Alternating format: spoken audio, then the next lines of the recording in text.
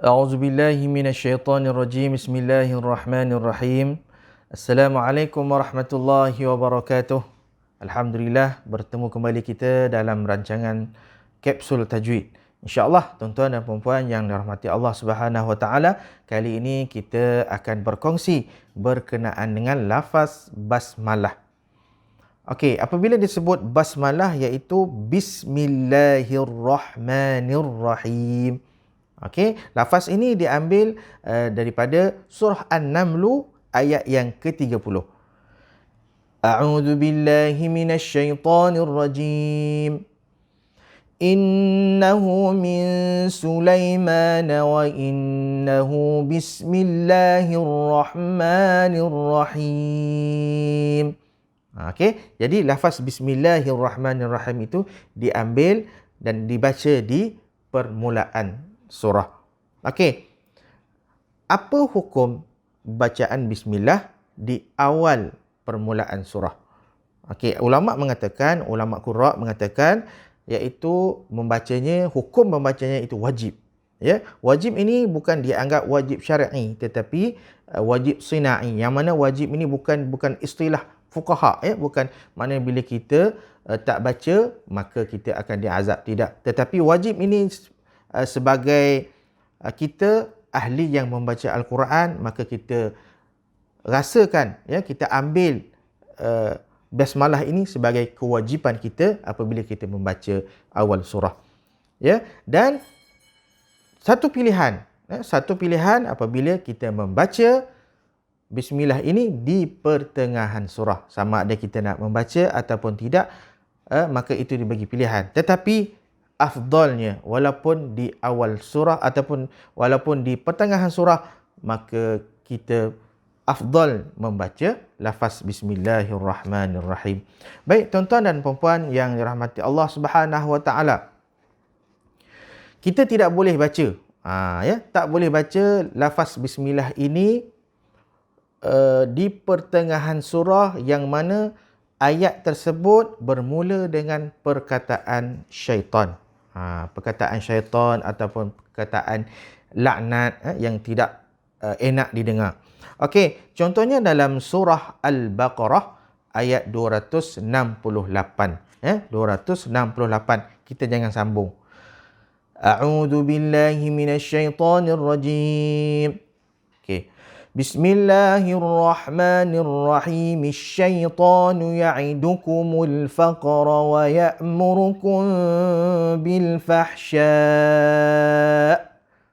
Bismillah itu kita sambung terus dengan ayat yang mana kebetulan ayat tersebut bermula dengan syaitan. Maka tak boleh kita baca begitu. Kerana apa? Kerana bismillah ini ialah satu ayat ataupun istilah yang membawa kepada kasih sayang, membawa kepada keamanan. Ya, tiba-tiba kita sambung pada masa yang sama dengan perkataan syaitan. Jadi mana perkara yang baik dan perkara buruk dimasukkan dalam satu bacaan, maka tidak digalakkan untuk kita baca. Kalau yang tak tahu tak apa, tetapi bila kita dah tahu, kita elakkan, ya, daripada membaca secara begitu. Baik, tuan-tuan dan puan-puan yang dirahmati Allah Subhanahu Wa Taala, lafaz bismillah di antara dua surah. Saya ambil surah yang berurutan, ya, berturutan. Jadi contohnya surah Al-Ikhlas dan surah Al-Falaq, ya, surah Al-Ikhlas, surah Al-Falaq, iaitu Qul huwallahu ahad dan Qul a'udzu birabbil falaq. Ya, kita tengok ada tiga cara baca. Ya, tiga cara baca yang kita boleh praktikkan, ya, untuk kita membaca bismillah di awal permulaan surah. Okey. Contoh yang pertama iaitu qat'ul jami'. Qat'ul jami'. Okey, saya ambil di akhir surah, ya, di akhir surah Al-Ikhlas. Walam yakul lahu kufuwan ahad. Berhenti. Bismillahirrahmanirrahim. Berhenti. Qul a'udzu birabbil falaq.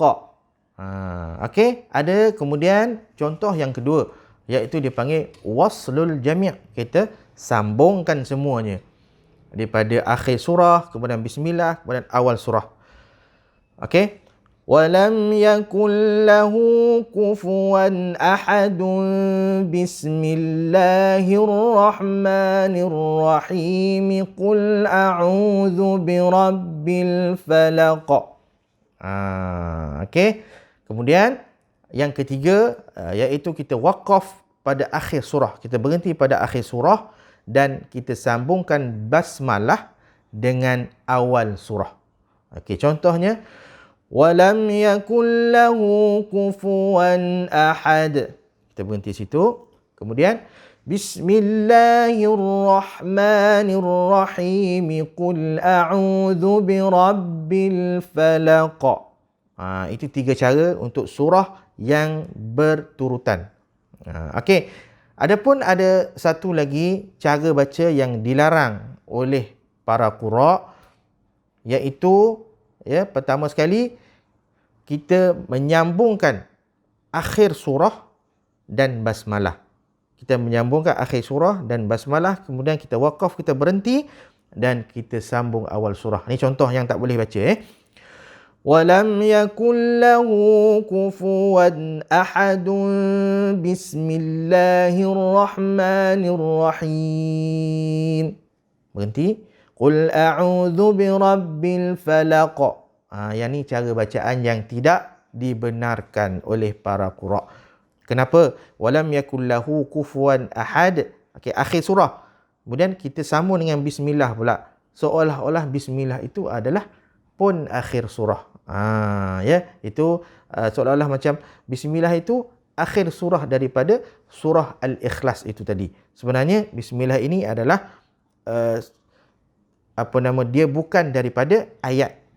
Dia bukan daripada ayat, melainkan ada ulama qura mengatakan lafaz bismillahirrahmanirrahim itu adalah sebahagian daripada surah Al-Fatihah. Maka bismillah sampai waladdallin itu adalah ayat surah Al-Fatihah. Okey, ada juga di kalangan qura yang mengatakan bukan. Okey, tapi tak apa. Cuma dalam Al-Quran satu surah sahaja yang tidak dibenarkan membaca bismillah di awal surah, iaitu surah Al-Bara'ah. Surah Bara'ah, minta maaf, bukan Al-Bara'ah, iaitu surah At-Taubah. Surah At-Taubah. Okey. Jadi surah At-Taubah ini ada matan mengatakan litanziliha minas sayfi lasta mubasmila. Okey, kerana apa tidak dibenarkan membaca bismillah? Kerana diturunkan dengan pedang, tidak dibaca bismillah. Pedang tu maksudnya dalam surah At-Taubah itu menceritakan tentang peperangan, menceritakan tentang janji-janji buruk daripada Allah Subhanahu Wa Taala. Jadi tidak sesuai, sebab bismillah ini adalah untuk keamanan, kasih sayang. Jadi setakat itu dulu, insya-Allah kita berjumpa di episod yang akan datang. Wallahu taala a'lam. Assalamualaikum warahmatullahi wabarakatuh.